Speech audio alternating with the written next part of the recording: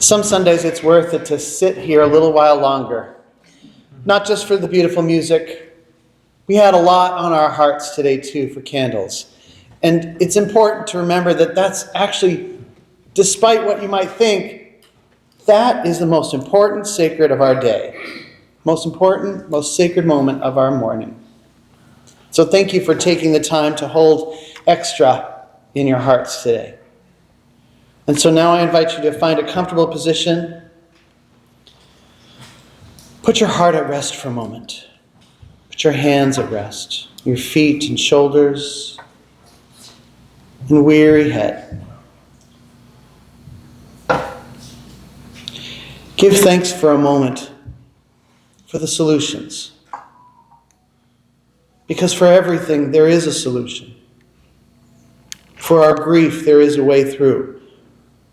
For our problems, there are answers and our questions. There is a way. And so for a moment in your heart, give thanks for whatever that way is. Thank you for the way. Think of that to yourself. Thank you for the way. Because no matter what you believe or what you believe in, there is a way. An answer in a drawer somewhere. A person with the key. The best friend you don't know that you are going to have one day walking around on this earth already. Attach yourself to it. Attach yourself to the way. Appreciate it. Give thanks for it. And when you don't know what to do or where to turn, give thanks for the answer that already exists out of your sight, but is there. Align yourself with it. Draw it to yourself. And send it to everyone in this world who fears there is no such thing. May they know comfort in their heart for the void they feel. Take one final breath and return.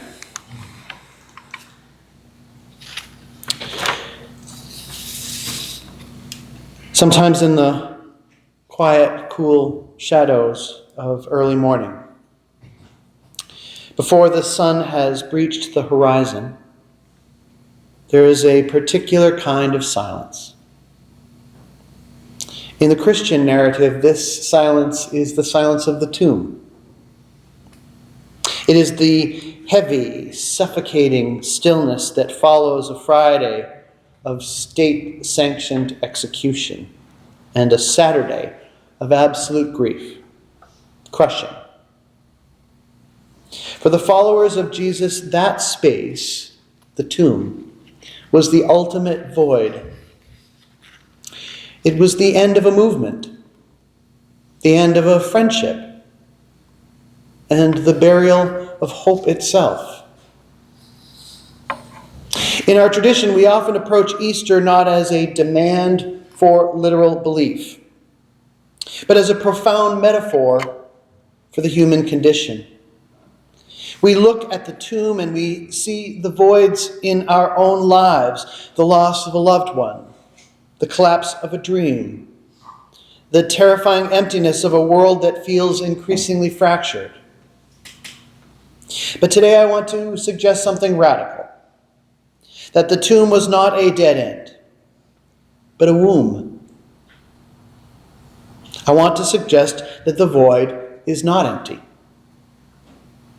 To understand this, we must weave together two ancient threads of wisdom: the Buddhist concept of Sunyata and the Christian concept of kenosis. Some of you may remember that we talked about these briefly during our seed planting ceremony and the previous few weeks before when we blessed the cups that would one day hold those seeds. In the Christian tradition, specifically in the second chapter of Philippians, we find the concept of kenosis. We've talked about it before. It comes from the Greek word meaning to empty. It describes the act of Jesus emptying himself, laying aside his divinity, status, and ego to become fully human, even unto death. Kenosis is the spiritual practice of self-emptying.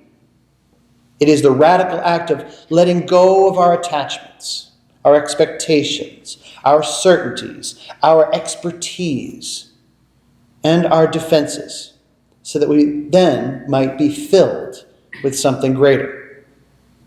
But what shall we then become filled with, since nature abhors a vacuum? This is where the Buddhist practice of Sunyata comes in. It illuminates the darkness of the tomb. Sunyata is often translated as emptiness. To the Western ear, emptiness sounds nihilistic, tragic, the end of all things, like a vacuum or a lonely basement. But in the Mahayana Buddhist tradition, Sunyata is not a lack of existence, it is a lack of separate existence. It's the realization that nothing exists in isolation. Everything is connected. It is the realization that everything, this pulpit, the air in your lungs, the grief in your heart, is merely empty of a permanent, independent self, because everything is inextricably full of everything else.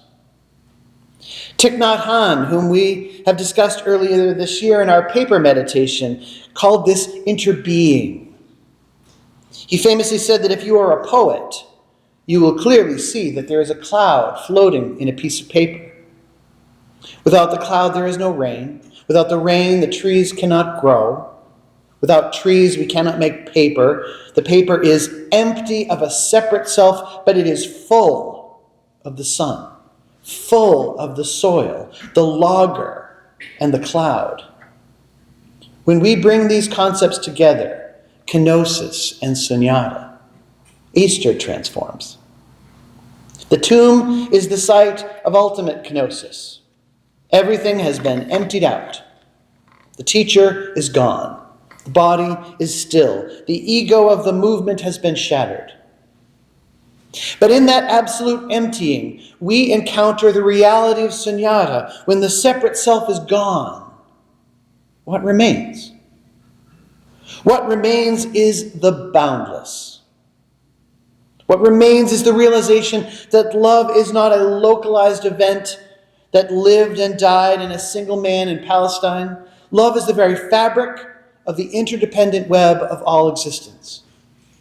The void of the tomb is not empty. It is pregnant with the entire universe. And this is the vital teaching for the tombs we inhabit today.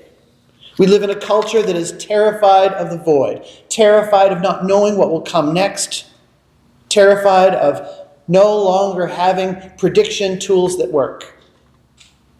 Suddenly, everything is as unpredictable as the weather.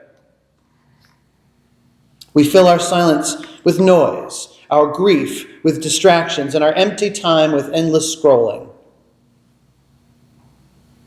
We are taught to build up the ego, to accumulate, to be full of ourselves. But Easter whispers a different truth. You must empty the cup before it can be filled. When we practice kenosis, when we intentionally empty ourselves, our need to be right, our need to be superior, our need to believe that the stories we hear are true without fact-checking them, our rigid identities, we don't disappear when we give those up. Instead, we fall into a grace-filled space of sunyata. We discover that when the I is out of the way, the we becomes possible. We discover that the void is actually a clearing, a tilling of the soil, a cleaning out of the junk drawer. It is a space where the new can arrive, emerge, become realized.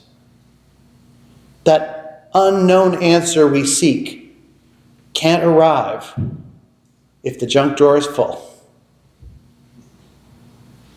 The resurrection then is not a magic trick performed on a single body. It's the explosion of life that happens when we realize that death does not have the final word, because life is not a collection of separate pieces, but a continuous, flowing whole. The stone is rolled away, not so a ghost or a reanimated body can emerge, but so that we can look in and see the emptiness we feared is actually the source of all renewal. On this Easter morning, I invite you to look at the voids in your life, the losses. You've had a lot of them. I know firsthand so many of the losses in the lives of this room. I'm so grateful that you've shared them with me, and I carry them with you.